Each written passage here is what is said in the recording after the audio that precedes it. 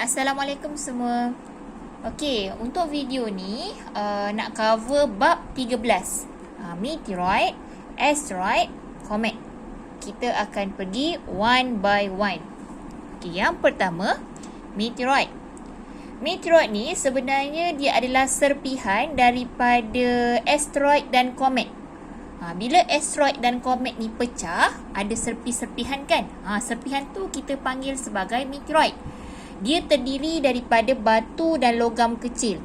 Contoh logam tu adalah besi dan nikel.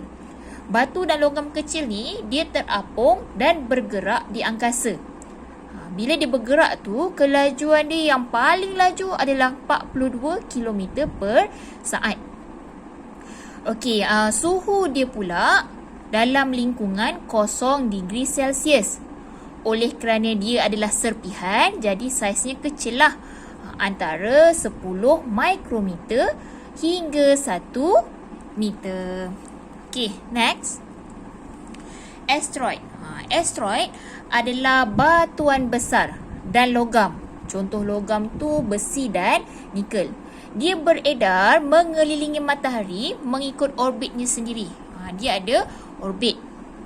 Orbit dia kita panggil sebagai jalur asteroid. Nampak tak jalur tu?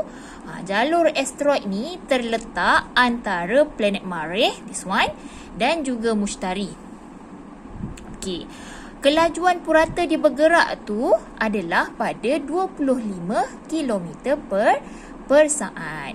Suhu dia sejuk sekitar negatif 73 degree Celsius.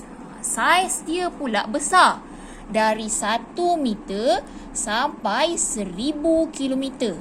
1000 km, cuba bayangkan daripada Bangi pergi ke mana 1000 km tu. Okey.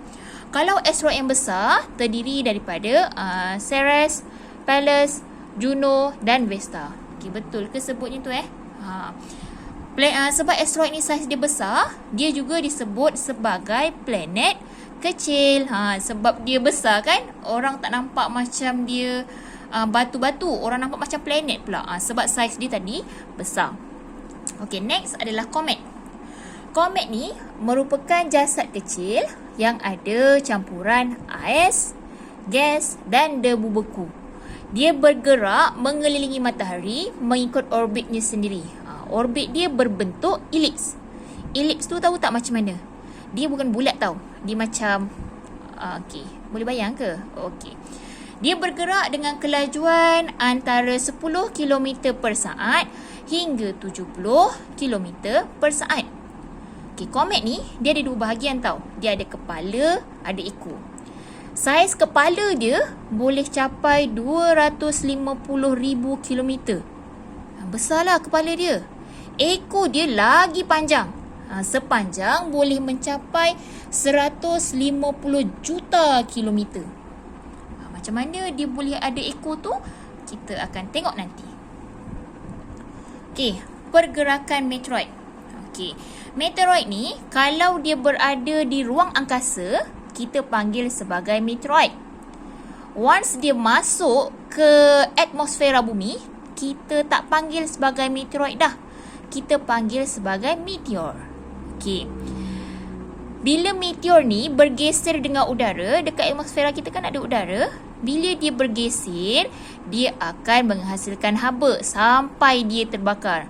That's why bila kita nampak meteor dekat kita punya atmosfera, kita nampak macam coretan cahaya. Kenapa dia bercahaya? Sebab dia bergeser dengan udara. Panas sangat. Jadi haba tu menghasilkan cahaya. Okey. Kalaulah meteor tu masuk bumi dengan banyak pada satu-satu masa. Nampak tak tu? Macam banyak kan?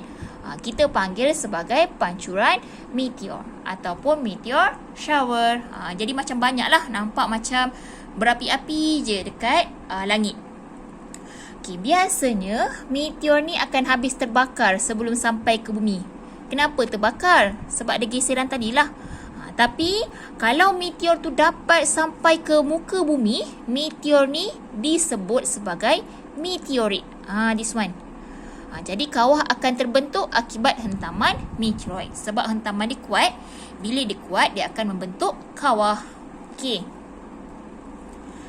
pergerakan asteroid.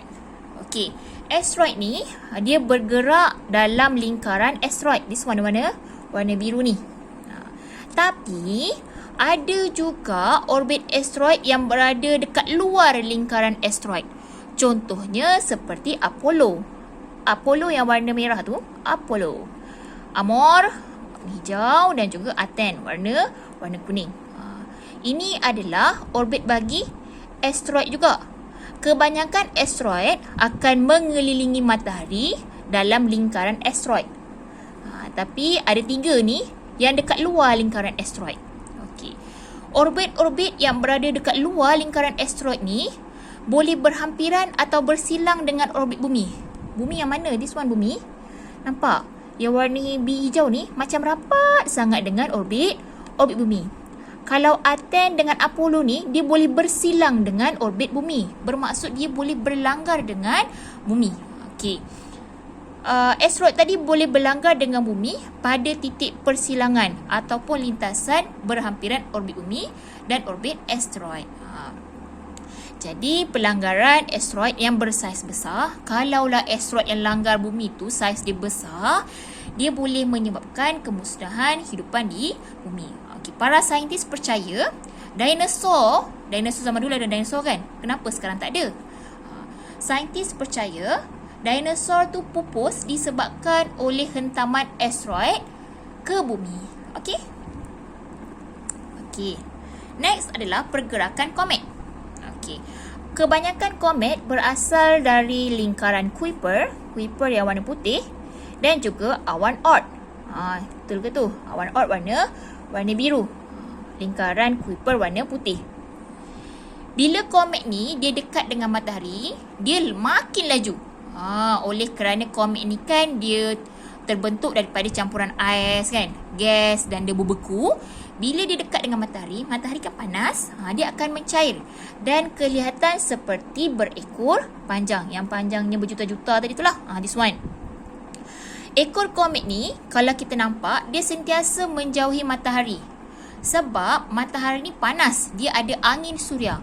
Bayangkan kita duduk depan kipas. Rambut tu mesti berkibar ke belakang kan? Macam itulah, bayangkan begitu.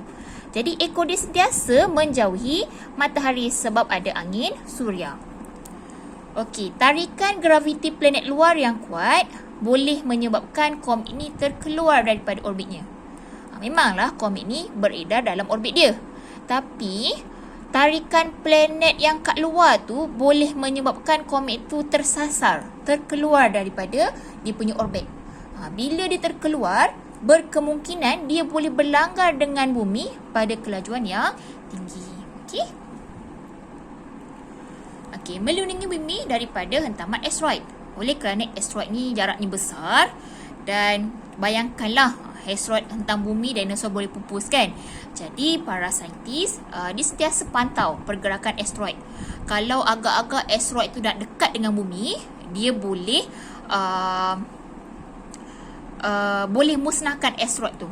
Sama ada musnahkan guna bom biar dia pecah ataupun diubah arah pergerakan asteroid tersebut. Jadi bumi pun selamatlah daripada hentaman asteroid. Okey, itu je untuk video hari ini. Assalamualaikum.